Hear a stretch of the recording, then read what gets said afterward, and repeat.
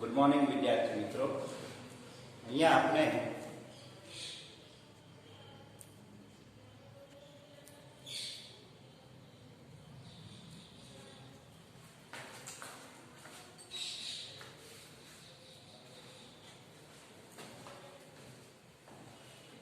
છેલ્લે લાસ્ટ આપણે સુરેખ તાર વડે વિદ્યુત પ્રવાહ ધારિત સુરેખ તાર વડે તારથી લંબ આર અંતરે ચુંબકીય ક્ષેત્ર જોયું. ત્યારબાદ વિદ્યાર્થી મિત્રો પરિમિત લંબાઈના તાર વડે તારથી લંબ આર અંતરે આવેલ બિંદુ પાસે ચુંબકીય ક્ષેત્ર મેળવવા માટે એક સમીકરણ છે, જેમની સાબિતી નથી આપી પણ એમની સીધું સમીકરણ અને આકૃતિ આપને આપેલી છે. જે સમજશું જે નવા સિલેબસમાં નથી પણ જૂના સિલેબસમાં છે, એ માત્ર આપણે સમજી લઈએ. અહીંયા આપણને એક પરિમિત લંબાઈનો તાર આપેલો છે, AB લંબાઈનો તાર, વાહક તાર. વિદ્યાર્થી મિત્રો આ વાહક તારની અક્ષ છે x અક્ષ, તારનું મધ્ય બિંદુ O, ધન x લઈએ, ઋણ x લઈએ. આ લંબાઈ થશે L/2, આ લંબાઈ પણ L/2 થશે. હવે તારના મધ્ય બિંદુમાંથી પસાર થતી અક્ષ લઈએ, y અક્ષ. બંને કહી શકીએ અહીંયા લંબ અક્ષ પર y અંતરે, આ અંતર થશે y. હવે બિંદુ પાસે ચુંબકીય ક્ષેત્ર મેળવો. વાહકમાં પ્રવાહ આ દિશામાં વહેશે,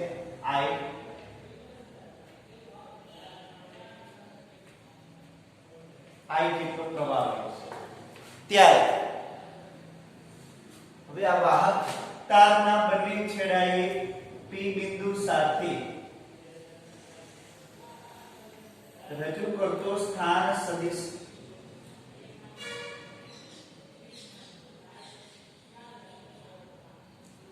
કે બંને છેડાએ P બિંદુ સાથે આંતરેલો કોણ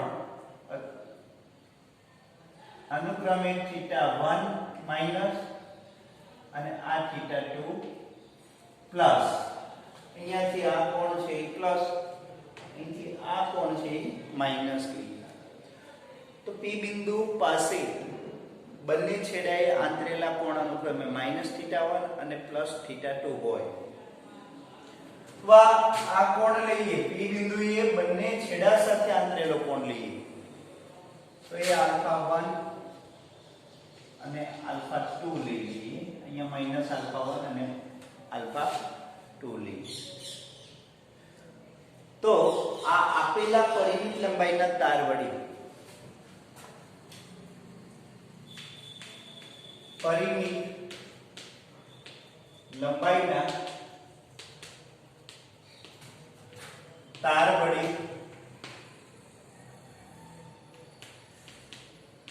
તારના મધ્ય બિંદુમાંથી પસાર થતી તારની અક્ષને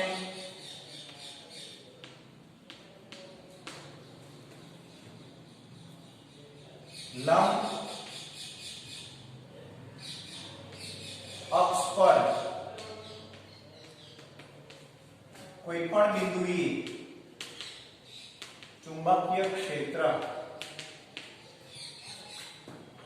આ રીતનું મળશે આપણને. સદિશ B = μ0 I/4πy sin θ1 sin θ2 into k caret. કે z અક્ષ દિશામાં મળશે, y બિંદુએ z અક્ષ દિશામાં ચુંબકીય ક્ષેત્ર મળશે. જો આપણે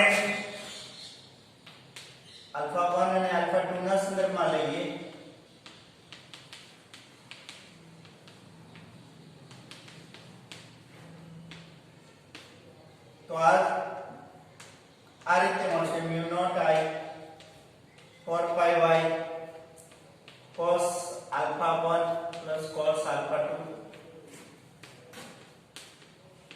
તો આ પરિમિત લંબાઈના તાર વડે આપણને P બિંદુ પાસે ચુંબકીય ક્ષેત્ર મળે.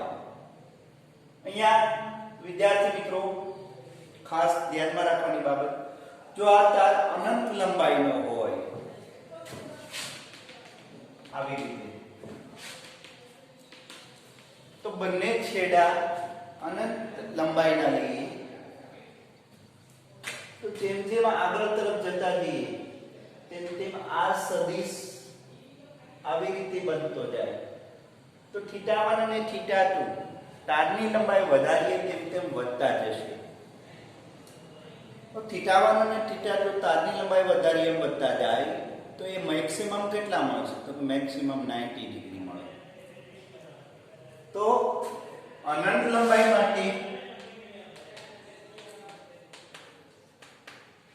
માટે આપણે θ1 θ2 90 ડિગ્રી લઈએ તો આપણને અનંત લંબાઈ માટે સમીકરણ મળશે આ mu naught I 4 pi y sin 90 plus sin 90,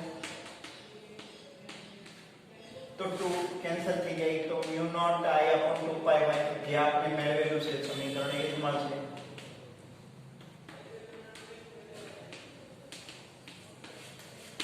જે આગળ ઉપર આપણે સમીકરણ મેળવ્યું છે એ જ સમીકરણ આપણે અહીંયા મળશે. તો આ હતું પરિમિત લંબાઈના તાર વડે તારથી લંબ અક્ષ પર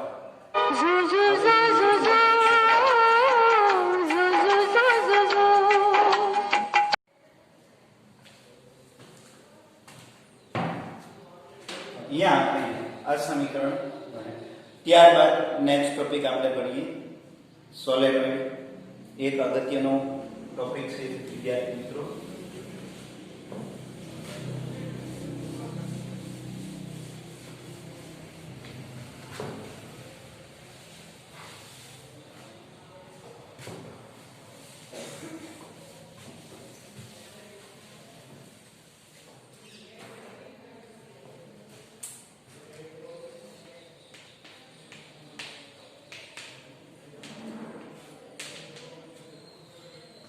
અહીંયા સોલેનોઇડ એટલે શું?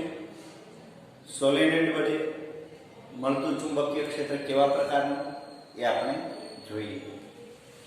તો અહીંયા એક વિદ્યાર્થી મિત્રો વિચારીએ તો ધારો કે આપણી પાસે એક આવી રીતનું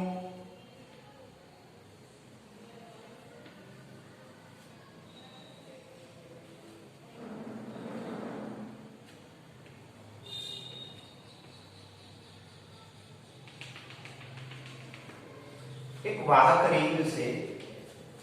આ રીતની એક વાહક રિંગ છે વિદ્યાર્થી મિત્રો.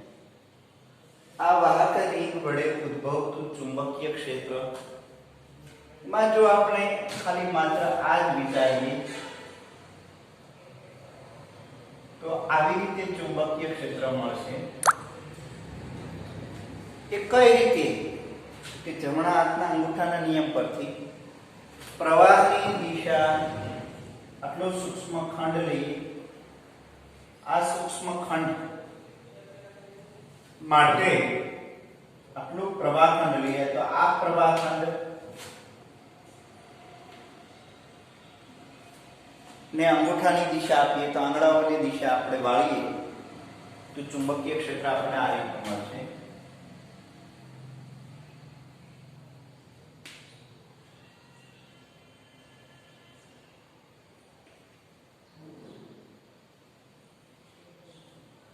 આવી રીતનું ચુંબકીય ક્ષેત્ર મળે.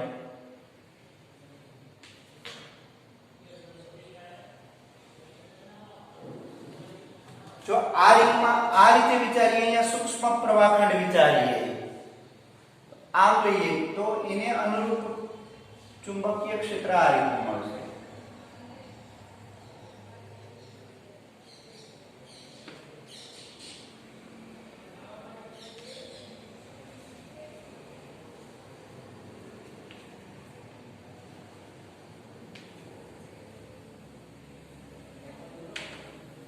હવે આ એક રિંગ વડે ચુંબકીય ક્ષેત્ર આ રીતનું મળ્યું.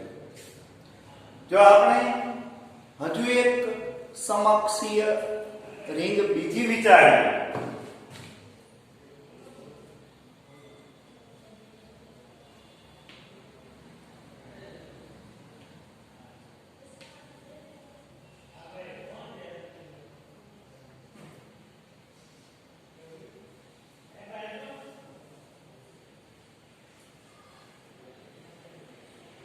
આવી રીતે એક બીજી સમકક્ષીય રિંગ વિચારીએ વિદ્યાર્થી મિત્રો બીજા અટાણે, એમાંય પણ પ્રવાહ એ જ દિશામાં વહે છે. તો એના વડે ચુંબકીય ક્ષેત્ર કઈ રીતે મળશે? તો કે એ પણ વિચારીએ તો આવા જ પ્રકારનું મળે ને.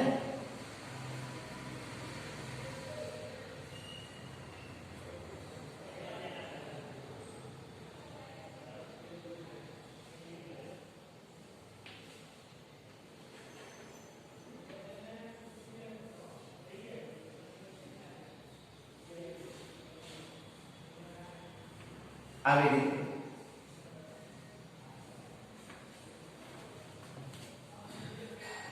તો અહીંયા પણ એવી જ રીતે મળશે વિદ્યાર્થી મિત્રો. આવી રીતે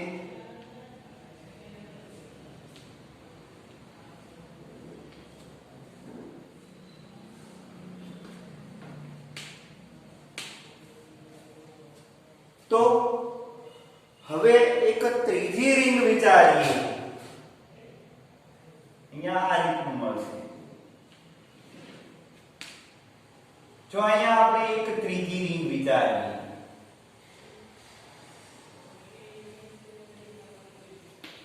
તો અહીંયા આના વડે ચુંબકીય ક્ષેત્ર આ રીતે જ મળશે.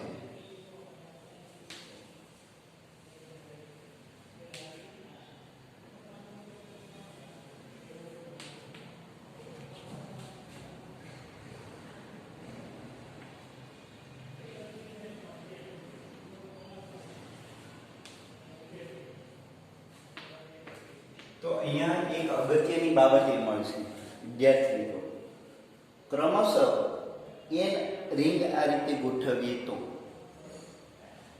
એક રિંગમાં બહાર ચુંબકીય ક્ષેત્ર આવશે આટલું, બીજી રિંગમાં દાખલ થશે એટલે આ બેનું પરિણામી ચુંબકીય ક્ષેત્ર શૂન્ય થશે આટલા પૂરતું.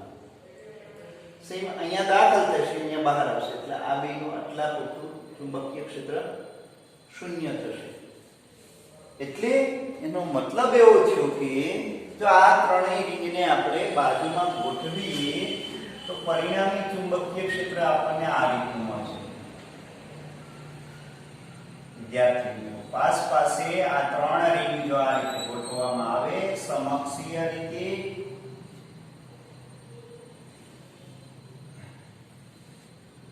ચુંબકીય ક્ષેત્ર આપણને આ રીતનું મળશે.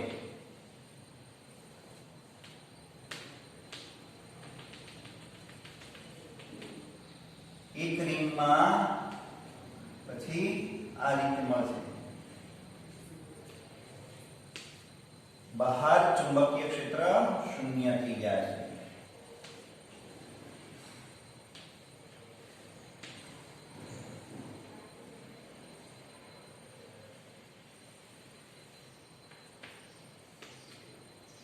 આવી રીતે આપણને પરિણામી ચુંબકીય ક્ષેત્ર મળશે.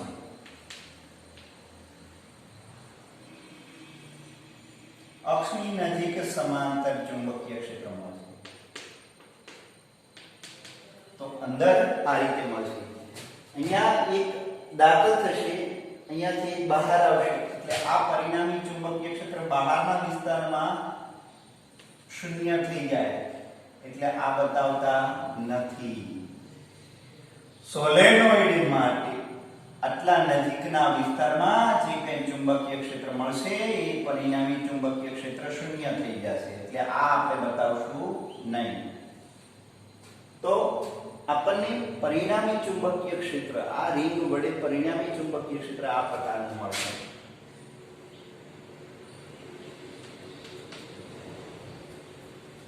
અને દૂર પછી આ રીતે વંકર પામી અને ફરી પાછો આ રીતે દાખલ થશે, પણ એ દૂરના વિસ્તારમાં.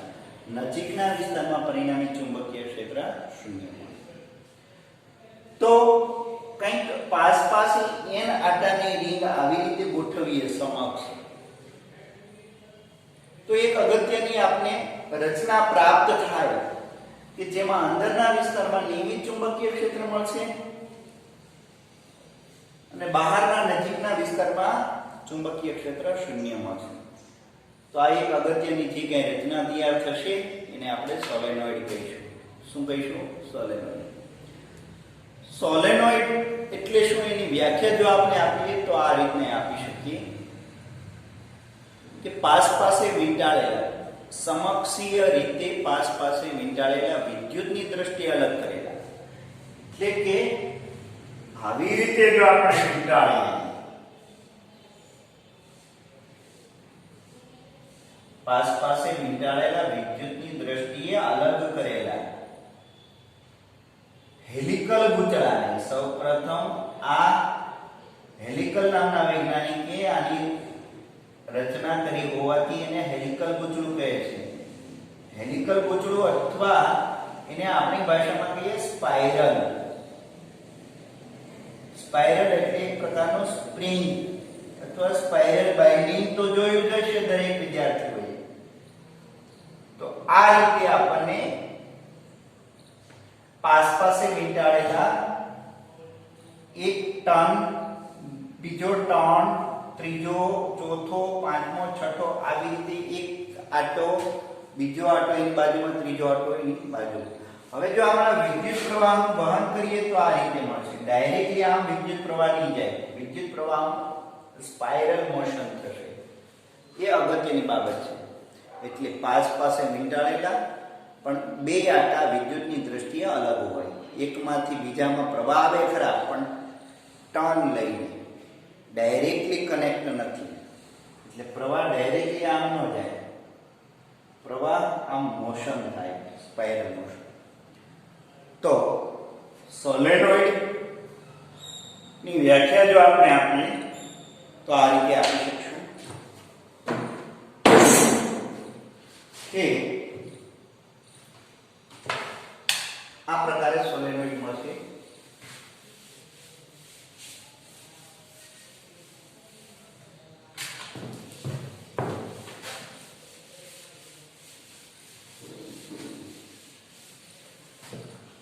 તો પહેલું સોલેનોઇડની વ્યાખ્યા આપીએ તો આ રીતે આપી શકીએ. પાસે વીંટાળેલા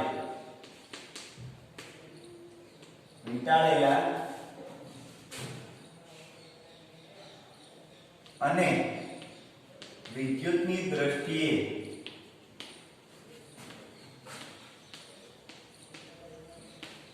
અલગ કરેલા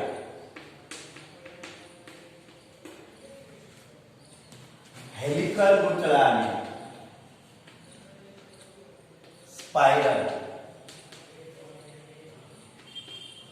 સ્પાઇરલ ગૂંચળાને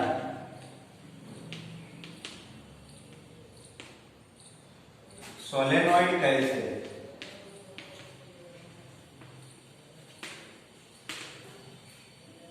અહીંયા આપણે વિચારીએ તો આ રીતનું મળશે સોલેનોઇડ.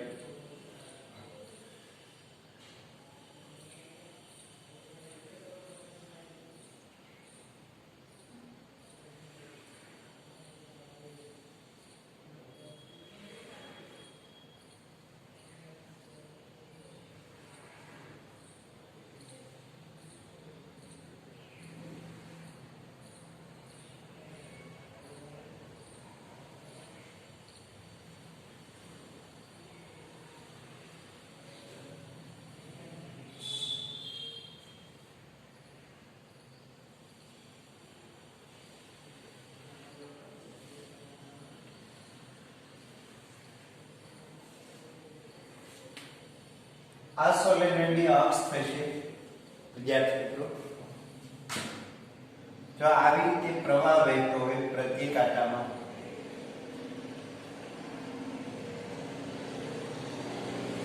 આના વડે ચુંબકીય ક્ષેત્ર આપણે આ રીતનું મળશે.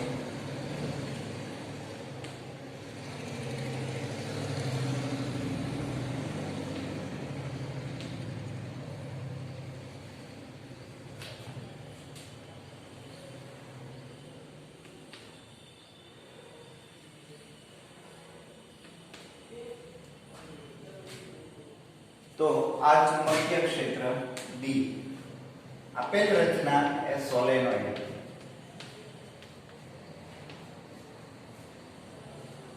માં ખાસિયત એ છે કે સોલેનોઇડ ના અંદરના વિસ્તારમાં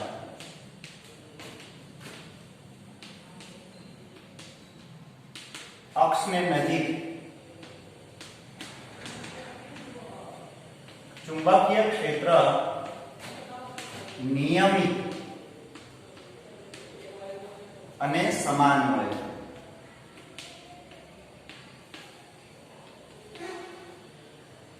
જે અક્ષને સમાંતર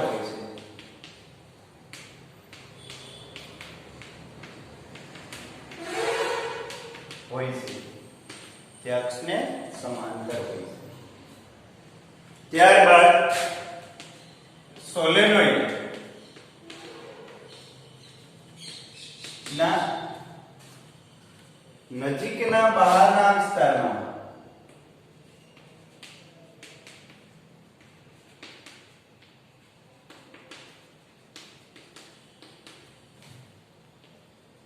ચુંબકીય ક્ષેત્ર શૂન્ય મળે છે. નજીકના બહારના વિસ્તારમાં ચુંબકીય ક્ષેત્ર કેવું મળશે? શૂન્ય મળશે. તો આ હતું સોલેનોઇડ એટલે શું? સોલેનોઇડની સમજૂતી અને એમનું ચુંબકીય ક્ષેત્ર. હવે નેક્સ્ટ થિયરી આપણે એક તારવીએ કે સોલેનોઇડના અંદરના વિસ્તારમાં ચુંબકીય ક્ષેત્ર કેટલા મૂલ્યનો કઈ બાબત પર આધાર રાખે છે, એ આપણે અગત્યની થિયરી છે. તો તે જોઈએ આપણે. સોલેનોઇડમાં ઉદ્ભવતું ચુંબકીય ક્ષેત્ર.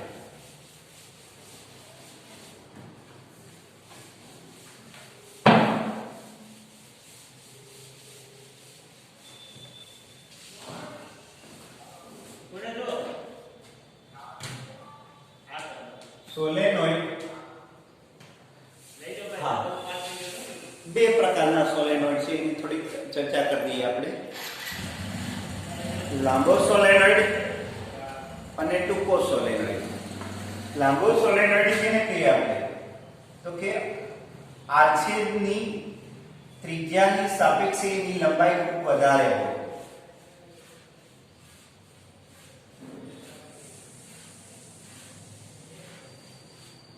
આછેદની ત્રિજ્યા અહીંયા સોલેનોઇડની ત્રિજ્યા એ છે. ત્રિજ્યા એની સાપેક્ષે એની લંબાઈ ખૂબ વધારે હોય તો એ સોલેનોઇડને આપણે લાંબો સોલેનોઇડ કહીએ. હવે ત્રિજ્યાની સાપેક્ષે એની લંબાઈ ઓછી હોય, આટલો જ હોય,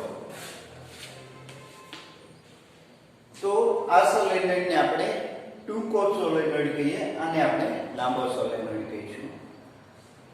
આપણો પ્રશ્ન એ છે કે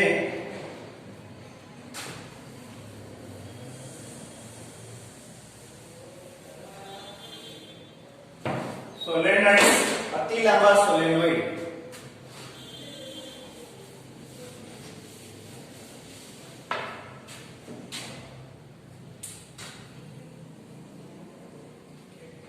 અતિ લાંબા સોલેનોઇડ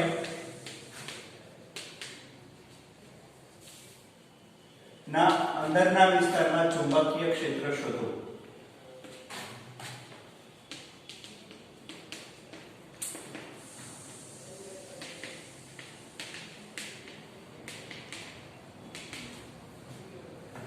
અહીંયા આપણે વિદ્યાર્થી મિત્રો એક સોલેનોઇડ ધ્યાનમાં લઈએ, એનો આછેદ ધ્યાનમાં લઈએ આપણે.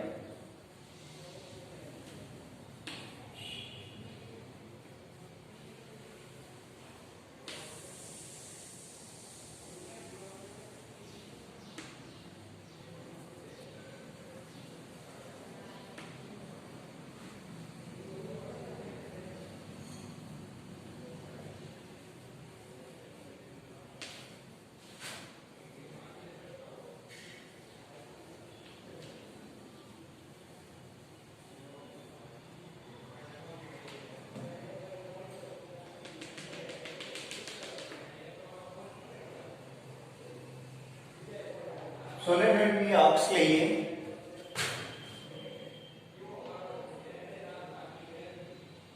અહીંયા આટાની જાડાઈને અનુરૂપ આડછેદ આપેલા છે.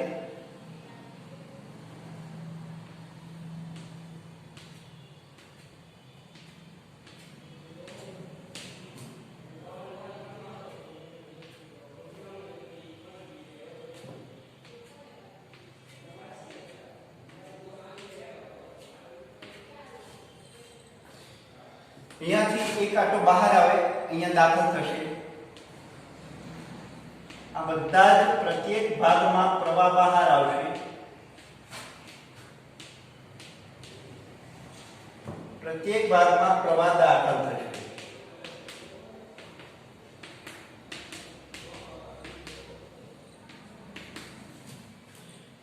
અહીંયા સોલેનોઇડનો એક આપણને ઊભો અડધો છેદ દર્શાવેલો છે. આવી રીતે આપણે સોલેનોઇડ હોય એમાં બે ભાગ કરી તો આ પ્રકારનો આપણને સોલેનોઇડ બતાવેલો છે. આટલો ભાગ દર્શાવેલો છે. આટલો ભાગ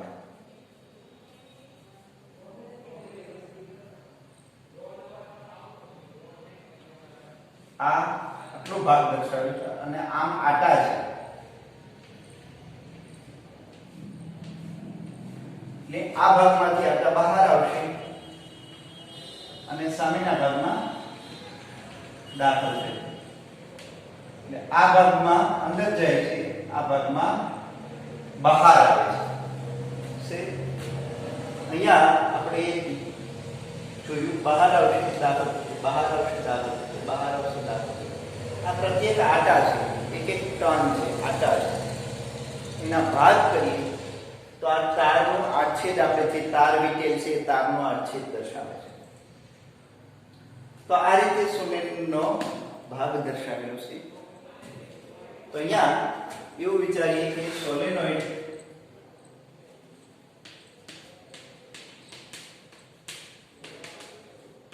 નો ઊભો આડછેદ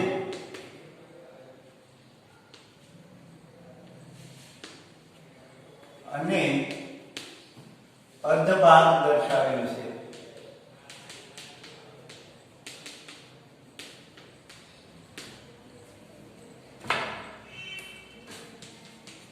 અહીંયા આપણને ખ્યાલ છે કે સોલેનોઇડમાં આ રીતે ચુંબક પ્રવાહ વહેતો હોય સ્પાઇરલ મોશનમાં. તો આંગળાઓને એની દિશા આપીએ તો અંગૂઠાની દિશા એ ચુંબકીય ક્ષેત્રની દિશા મળશે. એટલે સોલેનોઇડમાં ચુંબકીય ક્ષેત્ર આપણને આ રીતનું મળશે.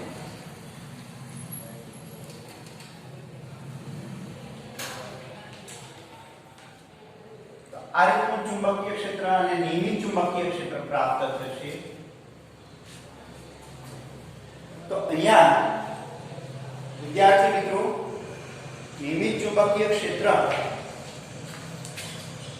અક્ષને સમાંતર મળશે.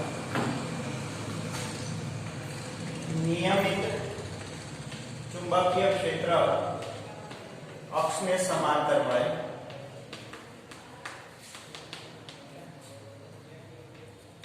અને અચળ મળે.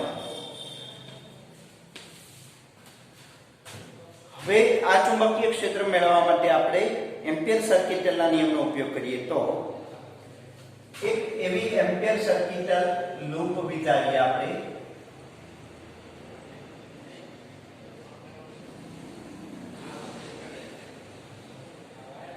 આવી એક એમ્પિયર સર્કિટલ લૂપ વિચારીએ કે જે લૂપનો અડધો ભાગ અંદર હોય અને લૂપનો બહારનો ભાગ અડધો ભાગ બહાર હોય. આપણે કોઈ પણ આકારે એમ્પિયર સર્કિટના નિયમ માટે કોઈ પણ આકારે એમ્પિયર લૂપ વિચારી શકીએ જે આપણને સરળતા પડે એ રીતે. તો આવી રીતે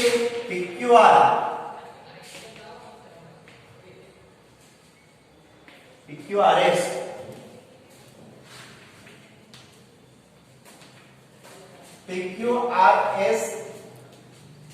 સર્કિટ વિચારી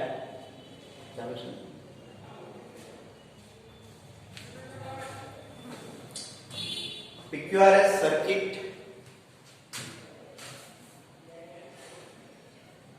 એમ્પિયરિયન લૂપ કલ્પીએ તો આપણે એક એમ્પિયરિયન લૂપ કલ્પી છે અહીંયા. હવે આ એમ્પિયરિયન લૂપને આપણે સૂક્ષ્મ ખંડમાં વિભાજિત કરી દઈએ. એટલે કે આવી રીતે dn ખંડોમાં વિભાજિત કરી દઈએ. આ dn સદિશ. ધ્યાન આપીએ વિદ્યાર્થી મિત્રો, આ કોઈ પ્રવાહ ખંડ નથી, ખાલી માર્ગને સૂક્ષ્મ ખંડમાં વિભાજિત કરેલું છે. dl સૂક્ષ્મ ખંડમાં વિભાજિત કરીએ અને એની દિશા આપણે આ આપીએ છીએ. ધારો કે આ લંબાઈ l લંબાઈ છે. કેટલી લંબાઈ છે? l લંબાઈ. તો નિયમ ઉપયોગમાં લઈએ આપણે.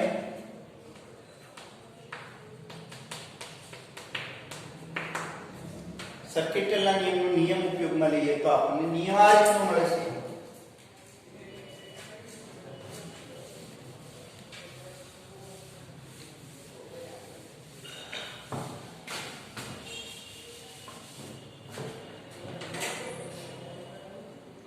બંધ લૂપ B સદિશ ડોટ dl સદિશ is equal to mu naught summation I.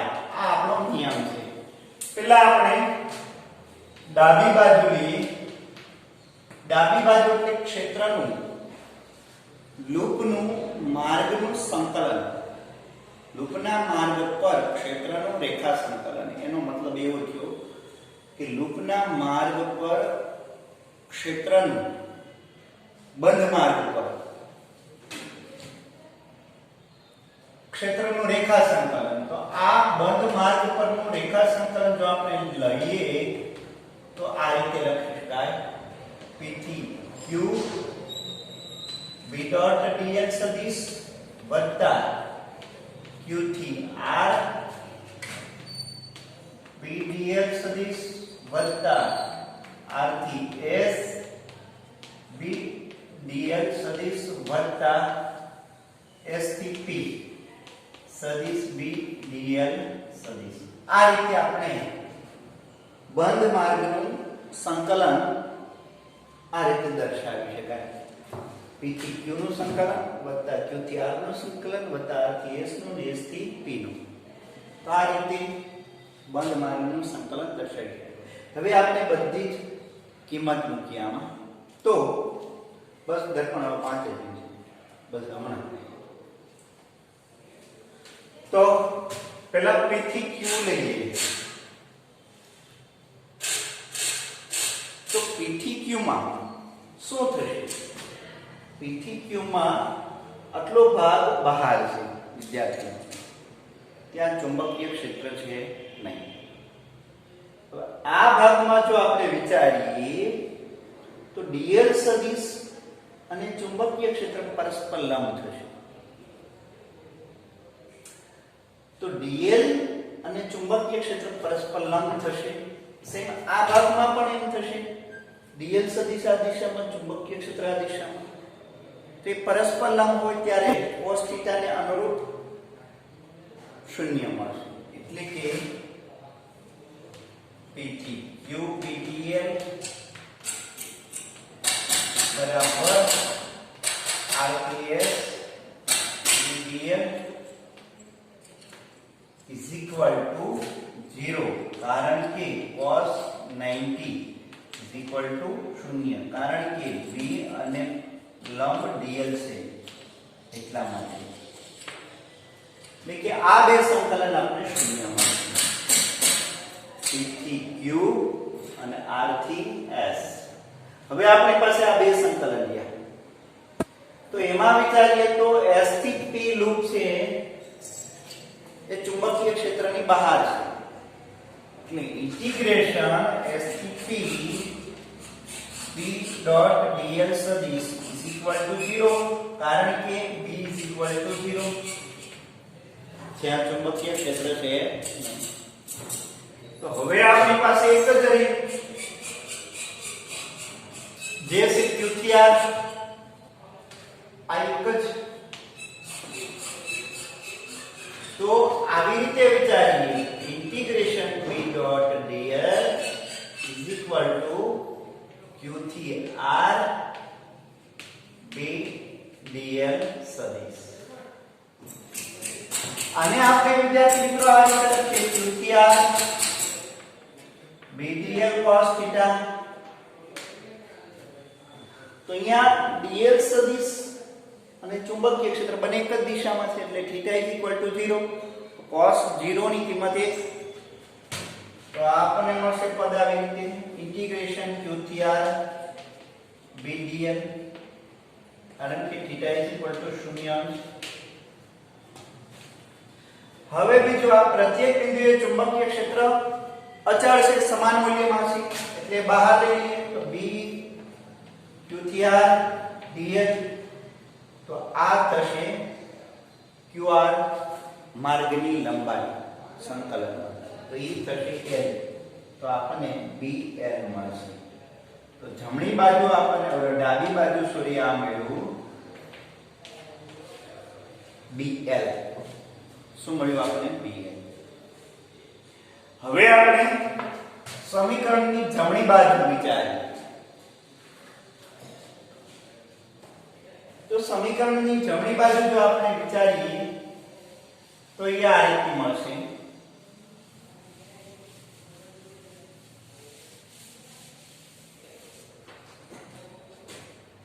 જમણી બાજુમાં આપણને શું મળશે તો કે μ0 સમેશન i.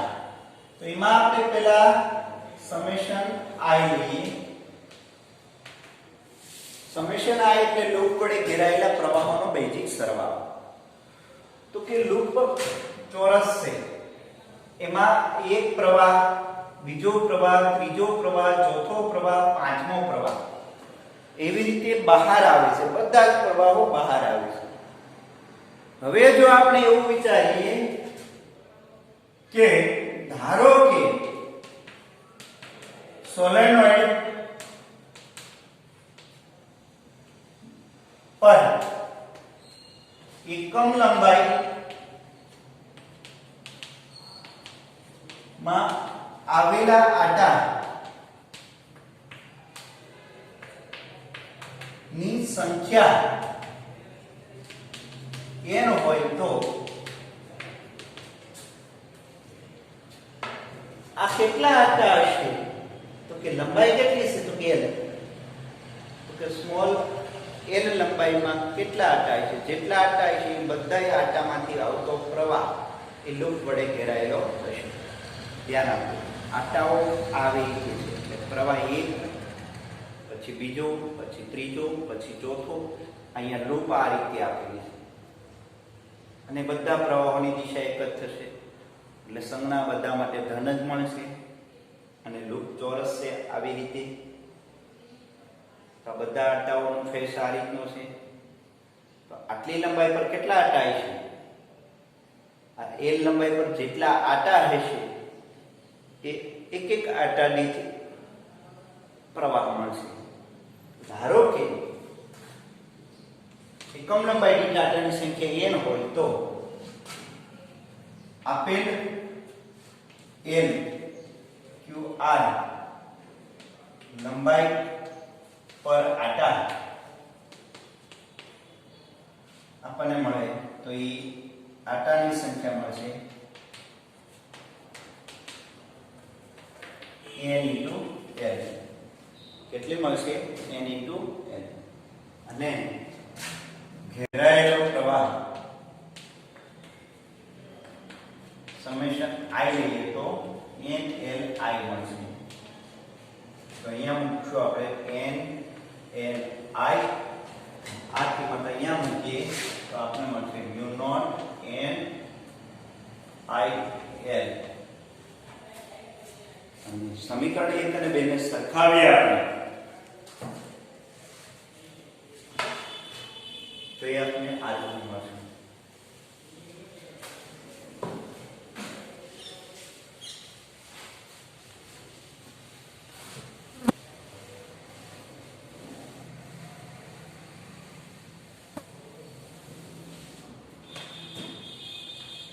સમીકરણમાં ડાબી બાજુ અને જમણી બાજુ મૂકતા ડાબી બાજુ આપણે dl મળ્યું, જમણી બાજુ મળ્યું mu naught n l I મળ્યું. l l બંને બાજુથી દૂર થઈ જાય તો આપણે સમીકરણ મળશે મ્યુ નોટ n 9. તો આ સોલેનોઇડના અંદરના વિસ્તારમાં ચુંબકીય ક્ષેત્ર મળશે મ્યુ નોટ n I, જ્યાં n એકમ લંબાઈ દીઠ આટાની સંખ્યા,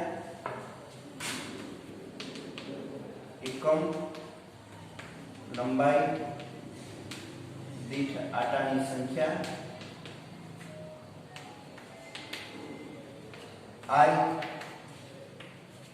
વહેતો વિદ્યુત પ્રવાહ અને મ્યુ નોટ શૂન્યાવકાશ ની પરમિયાબિલિટી.